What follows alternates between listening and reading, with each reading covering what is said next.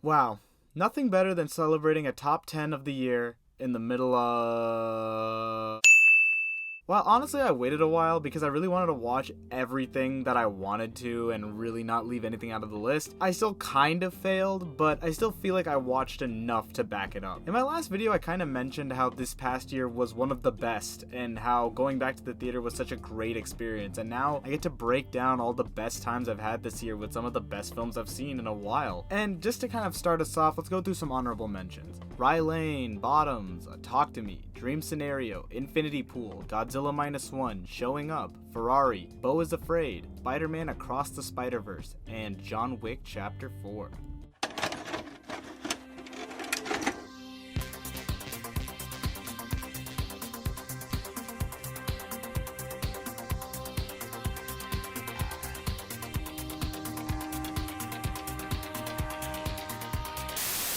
They really just don't make films like this anymore. This movie feels so out of its time, and I think it's because Alexander Payne really instills that feeling of the 70s. It has the sound and feel of it too, with audio pops and that hazy atmosphere that just makes you feel like you're at home, but you're not. The performances are so genuine, and I think that's what really works, because a lot of these people feel distinctly human, but not too emotional. Still very repressed people, and there's so much emotional weight in the small gestures each character does for each other that they slowly realize how much they can grow as people. There's so much emotional weight in small gestures. The big emotional climax of the movie is a fucking handshake, and yet it hits so hard. It's easily one of the funniest movies of the year. Paul Giamatti plays such a good asshole, and Dominic Sessa plays so well off of him. Divine Joy Randolph is easily on my radar.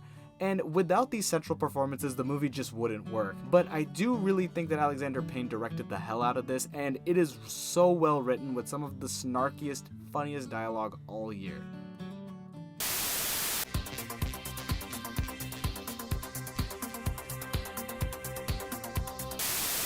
As someone who has seen a fair share of Wes Anderson movies, but not all of them, I still feel like I would enjoy this more with time, but I still really loved this. As of right now, I still really connected to how much this movie commentates on the artistic process. Despite all you can do, art can never really be the complete therapy because it has to tell its own story. Wes Anderson is completely switching up his visuals here. I've never seen a movie palette quite like this. I've never seen shots that pop out and are so vibrant, contrast so well with very in-depth black and white sequences. What I really love is that Wes Anderson really discusses the ideas that artists can put their own problems and what goes on in their own lives into their stories, and how the artistic process sometimes requires them to cut out parts of that therapy in order for it to be a coherent story. By showing the difference of how the play that is Asteroid City would turn out versus what the creator intended, it gives you such good insight, but it also commentates on probably what Wes Anderson feels when he makes these movies, these very deeply personal pieces of art. The ending deleted scene does a lot to bring this movie home. It almost has this comforting anti-climax to it that really works. Everyone's firing on all cylinders. Jason Schwartzman has been Wes Anderson's #1 guy for a while, and it shows. It's just a phenomenal cast. Everyone's having a great time, and the fact that the Oscars have completely snubbed this reinforces how fucking overrated they are, so...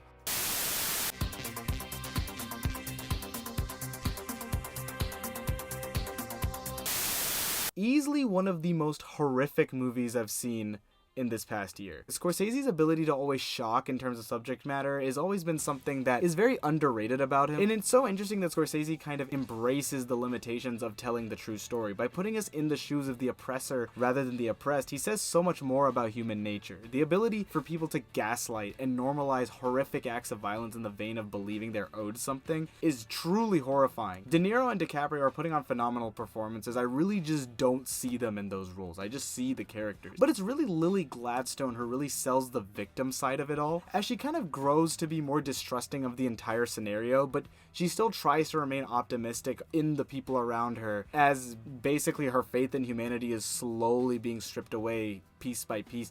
She's really selling it, and I honestly think she's a complete lock for Best Actress. The last half really brings it all together as the investigation kind of blows the lid open on how complacent the entire town was on the entire situation, which is really insane because I felt like the movie was already showing that to us, but to even expand the scope even more, it really doubles down on how horrifying this act of real life violence was. But by the end, Scorsese kind of reckons with how the voice was taken from the people who mattered most and the victims in the whole story, the Native Americans that were subject to all of this. Basically, we are complacent in the sensationalized violence that this movie is trying to show. But what I kind of love is that the movie doesn't necessarily sensationalize it itself. There is no music, there are no stings, there are no dynamic camera shots when someone is shot. It's just shown. It is so matter of fact. And that documentary style storytelling is both, I would say, respectful, but also horrifying in itself. Truly a Western epic that really just captures the horror of what basically institutionalized racism can become.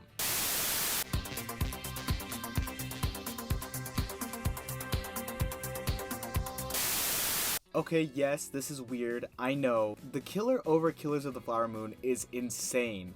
However, it's really just a personal preference. The Killer is just everything I wanted from David Fincher. When I heard the initial synopsis of this, I was like, it's impossible for Fincher to really fuck this up. Not only did he completely overperform past my expectations, but he really did get to the root of why I love David Fincher so much. I really think when David Fincher tackles concepts like obsession, it is very personal to him. He is kind of commentating on himself and his ability to be so obsessive about his work. But what I love most is that he's able to kind of pick fun and laugh at it. This character that we follow, we know so much about him through his inner monologue, is only good juxtaposition for how utterly clueless he is that he is just as emotionally involved as anybody else would be in the scenario. The vengeance aspect is barely even there because it's not even a vengeance story. It's a story about someone trying to justify their own ego. And because of that, it's so fascinating. But the structure of the film being sectioned out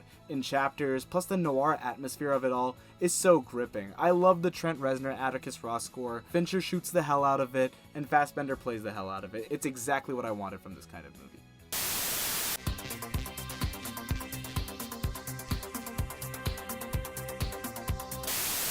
I kind of have a similar relationship with this as I do Asteroid City.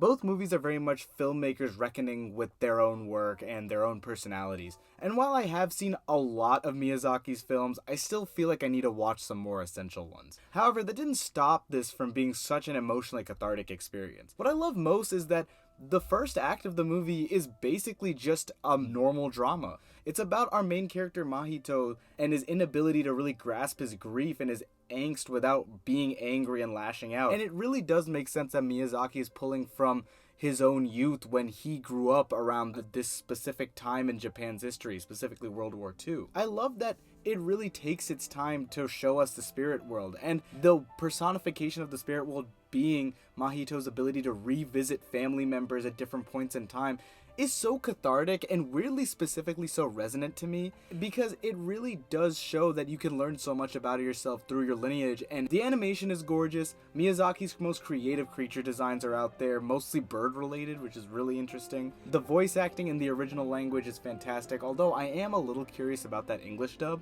Joe Hisashi is composing symphonies like it's nothing. At the end of the day, it's really the perfect movie for Miyazaki to really end out on, but he's been talking about retirement for a while, so I don't really believe him.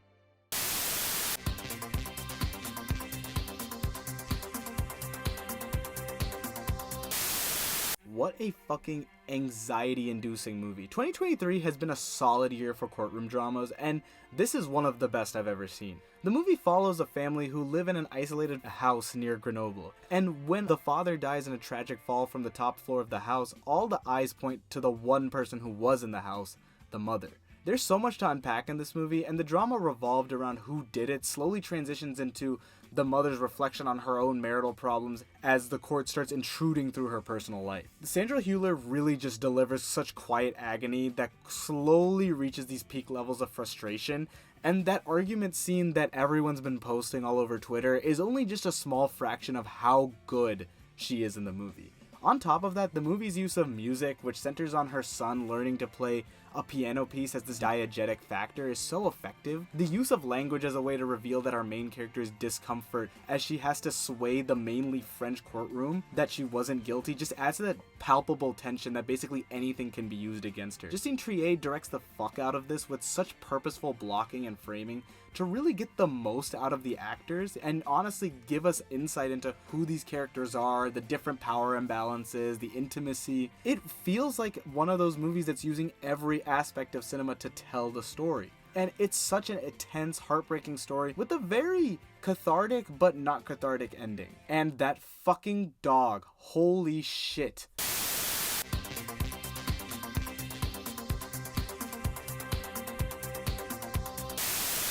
Definitely one of the most uncomfortable movies I've seen in a while, and I was thrilled the entire time. This year had a lot of important movies that really focus on grasping on how complicit we are when it comes to the tragedies that happen around us, and May December is no exception. May December takes this from the angle of method acting and how telling real stories can take away from the real issues and basically steal the voice of the people that were inflicted and the victims. Natalie Portman plays an actress who starts studying for a role of a real woman who had an affair with a 7th grader. Subsequently, after her imprisonment, they continue to foster a relationship, and as Natalie Portman stays with them, she begins to learn of the upsetting family history and the victims involved. What I love most about this is how the movie is able to weave the themes and tones while never feeling super muddled or confused. The choices to use camp and soap opera conventions, overdramatic score, the slow zooms, only serve to show how horrific the entire scenario is by kind of grafting artificial styles on top of the film. It only goes to show how horrific the real life aspects are. The central performances are fantastic. Portman's reflection and realization through the scenario while having this entitled smugness through the whole thing is fascinating. We're kind of on her side, but we're not on her side at the same time. It's really Julianne Moore and Charles Melton that really root the movie for me. Moore plays a character that should be downright evil. Her denial has so many layers and it's hidden behind an ego that is so strong. And when it comes down to Charles Melton, it's that perspective which you need. It really roots the movie in the humanity that it requires. His shyness and his sadness switches seamlessly from innocent to tragic. The scene of him smoking weed with his son as he slowly breaks down definitely got to me on a very visceral level. Todd Haynes really took a massive challenge to pull off and not come off as exploitative. But he really makes it work, and in addition, he forces the audience to examine the true nature of what it's like to tell true stories and discuss true crime at its fundamental level. And it asks important questions like whose narrative gets lost when trying to make shocking entertainment? Who is the collateral damage? How does someone who has done something so unspeakable live a normal life? What is a role of an actor in telling a true story like this? It's such a rich movie, and it only gets better the more you think about it.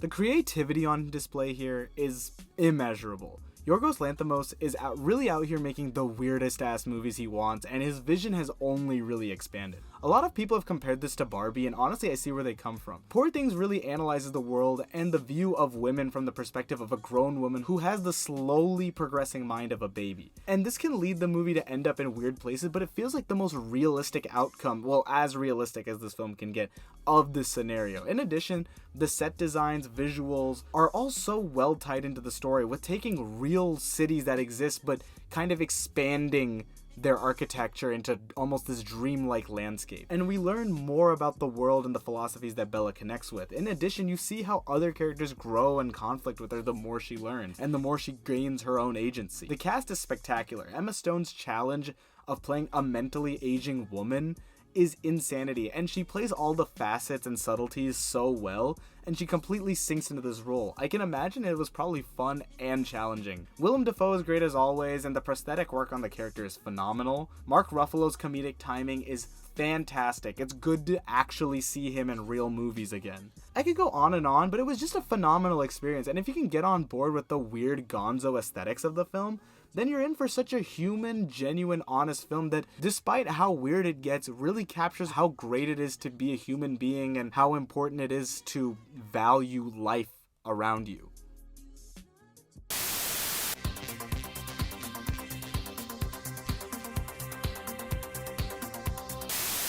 This is one of those movies that just gets it, and the idea of revisiting people at different points in time with the feeling of alienation but also familiarity is such a complex idea, and I think Past Lives' minimalist approach is really what helps it the most. What I love about it is that it never really takes the easy way out in terms of conflict. The movie is quiet, but every character feels like they have real world problems and handles them like any of us would. The movie's quiet pacing feels so important, especially in these long conversation moments, because characters really process what these moments mean. It made me realize how the idea of immigration and acclimating to new environments is almost opening up this new version of yourself. Greta Lee, Tio, and John Magaro are honest in their portrayals. It genuinely feels like I'm watching real people have conversations. They sink into these roles effortlessly. The shots here are so intimate. That ending long take just captures something so weighty that I haven't really gotten it out of my head.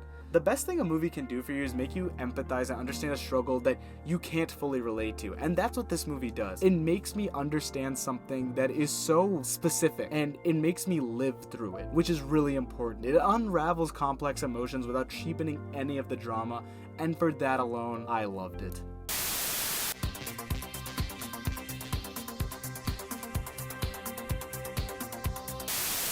Obviously, could you blame me?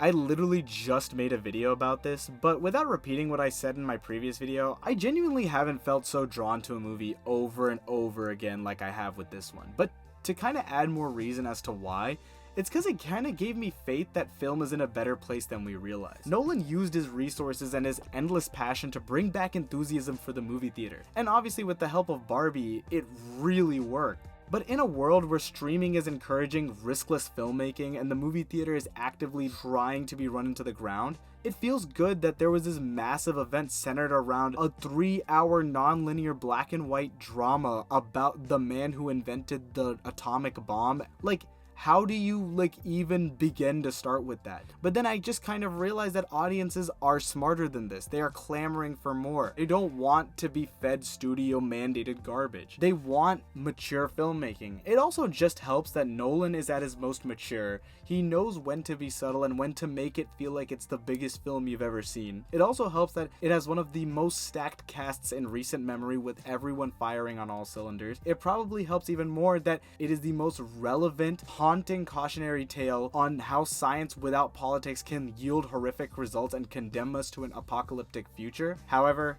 I digress. I've already talked about this. It was just a great year for movies, and I'm already so excited for what the next year has to offer. I feel like this is the year where audiences firmly decided to stop rewarding bullshit and pandering nonsense in favor of actual visionaries. And I can only hope that studios have learned their lesson and there can actually be